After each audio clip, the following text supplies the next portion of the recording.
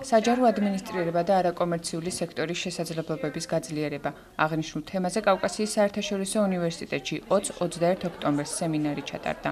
სტუდენტების, ადმინისტრაციული პერსონალისა და არასამთავრობო ორგანიზაციების წარმომადგენლებისათვის სემინარი ოჰაიოს უნივერსიტეტის ასოცირებულმა პროფესორმა ჯუდიტ მილესენმა ჩაატარა.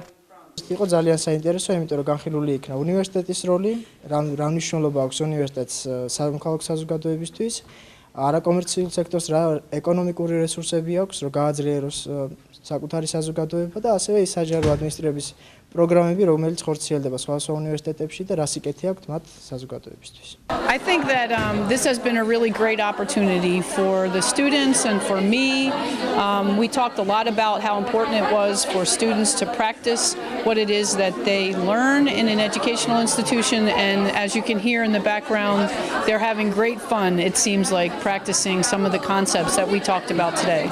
Workshop ძალიან დაგვეხმარება სამომავლოდ პროფესიული განვითარებისთვის. განსაკუთრებით მინდა გამოვყო ის თემატიკა, რაც საკმაოდ ნოვატორული არის უნივერსიტეტებისთვის, ეს არის არასამთავრობო ორგანიზაციების როლის ამაღლება საზოგადოების ცნობიერებაში.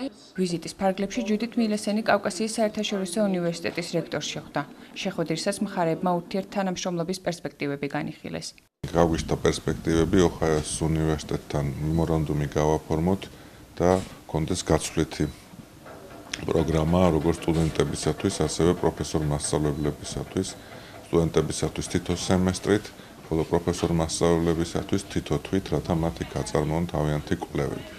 And we talked about the possibility of further partnerships with Ohio University so that our faculty could increase their research productivity, and so that faculty here might also engage in future research opportunities in the United States.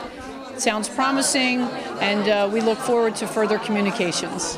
აღნიშნული პროგრამა სომხეთის ამერიკული და კავკასიის საერთაშორისო უნივერსიტეტების ინიციატივით შემუშავდა. სემინარი აირექს მასკისა და კავკასიის სამოქალაქო საზოგადოების ინსტიტუტის ფინანსური მხარდაჭერით გახორციელდა.